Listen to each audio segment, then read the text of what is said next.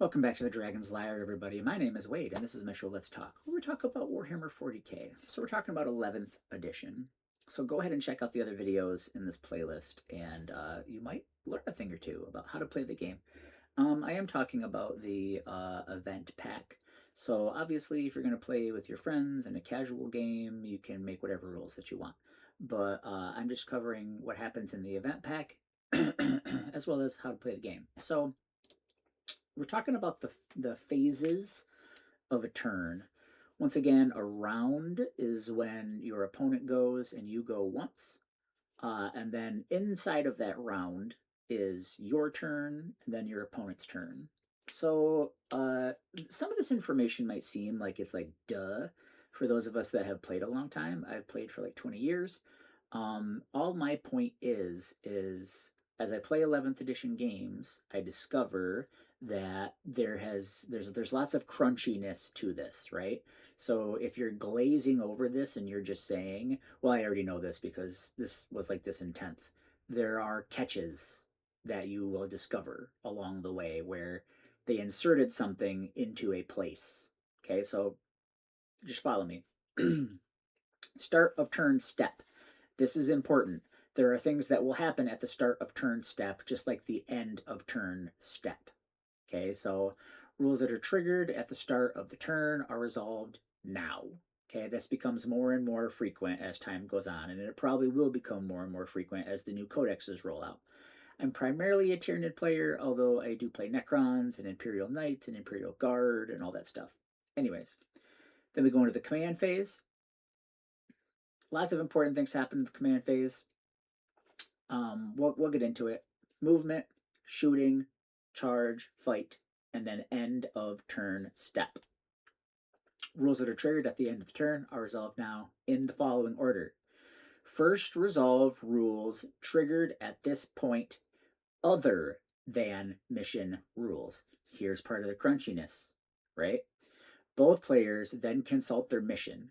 One or both players have achieved any aspects of their mission that are triggered at this point. Resolve them now. Okay, so scoring, different things like that. So what's important is they have very clearly laid out in step 7, close out everything that needs to be closed out at end of turn. Once that is done, then you score. Then you consult your mission.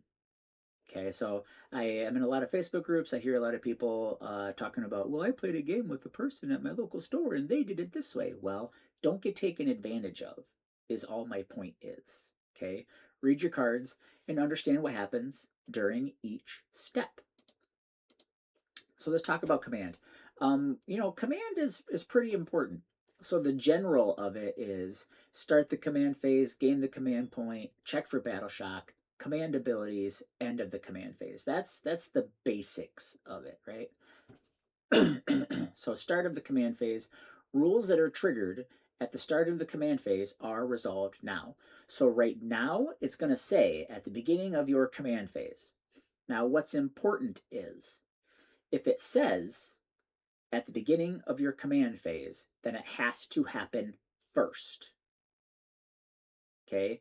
You don't wait until you gain your command point and then do something that starts at the beginning of your command phase. You got to do it procedurally correct because that could change something. You might want to use a stratagem, but you can't because you haven't gained your command point yet.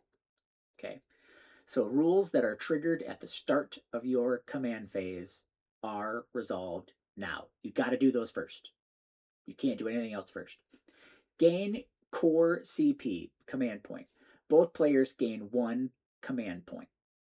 Okay, now I use the Swarm Lord a lot, so that's where I would gain 2 command points. If you're going to use a Lord Leontis, that's where you would gain 2 command points. Now that's important because now we're going to go into battle shock. So if you want to use a stratagem that's going to affect your battle shock, that's important. So the active player must now make 1 battle shock roll for each unit in their army that fulfills one or both of the following conditions. The unit is currently battle shocked. Now, this is a difference between 10th edition and 11th edition. Between 10th edition and 11th edition, in your command phase, you automatically came unshocked. You automatically came unshocked. Now we have what people call forever shock. So if you take a battle shock test and you fail it, you are battle shocked until you pass a battle shock test. Um, so also a unit that is below half strength, a unit that unit is at or below half strength. Now that is another difference between 10th and 11th. It used to be below, and now it's at. So you got to keep in mind that when you attach people to units and everything like that, the number of full strength and half strength might change. If you're a Necron player and you throw 2 plasmacytes in a unit, has that now changed? So you got to keep that in mind, right? Because when I play Necrons, I attach a lot of leaders to units. Okay, so that will change. If a unit was battle shocked at the start of this step, and its battle shock roll during this step succeeds, it is no longer battle shocked. So that is, you stay battle shocked until you succeed on a battle shock test. Like I said, in the community, people call it forever shock. That's important. So that right there could screw you out of holding an objective, because when you fail a battle shock test, your OC becomes 0, and I believe you can't perform actions. So that's important. Also, as a Tyranid player, it's going to depend on when you drop the Shadow in the Warp. If you drop the Shadow in the Warp, because you want to screw somebody else out of being able to hold on to their objective, which is a pretty decent case for dropping Shadow in the Warp on your enemy's turn, or a pretty decent case for dropping the Shadow of the Warp on your turn. It just sort of depends. It's very situational, but you can use it to put your enemy at 0 objective control. OC, couldn't think of the initials for it. But anyways, so all you Tyranid players out there, keep in mind, this is a tool to make your opponent not be able to hold on to objectives. Now, having said that, I don't know what the other Tyranid players are going to say, but I play against a lot of armies with a pretty decent leadership. And so my opponent will go across the board and it'll be like, this guy, make it. This guy, make it. This guy, make it. We'll go all across the board and only like 1 or 2 units might fail. Of course, you can adjust that by making sure that your opponent is in Synapse range. So when your opponent is in Synapse range and you drop the Shadow of the Warp, they get a -1. If you have a Neurotyrant on the board, they are going to get a -2 to that leadership. So keep that in mind. That's a good way to bump that. And if you're playing against a low leadership army, well, then that might actually be pretty influential.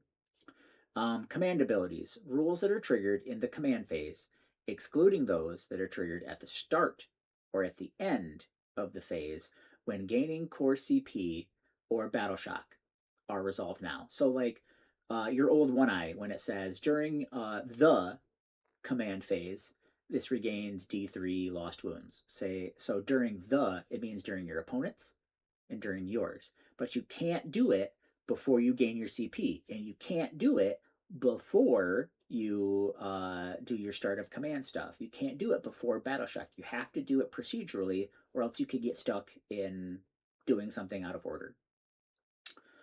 This is when I'm going to play a stratagem and gain back a bunch of gaunts. Or, this is when I am going to use a stratagem to gain back a bunch of gaunts. Let's just be honest about it. End of command phase.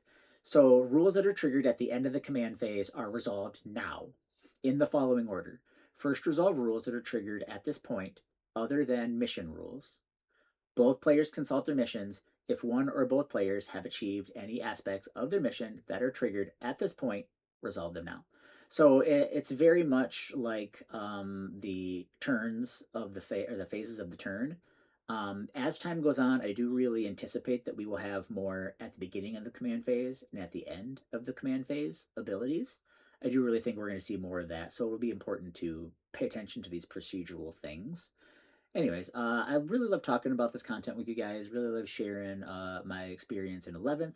And I want to say thank you for spending your time with us at the Dragon's Lair.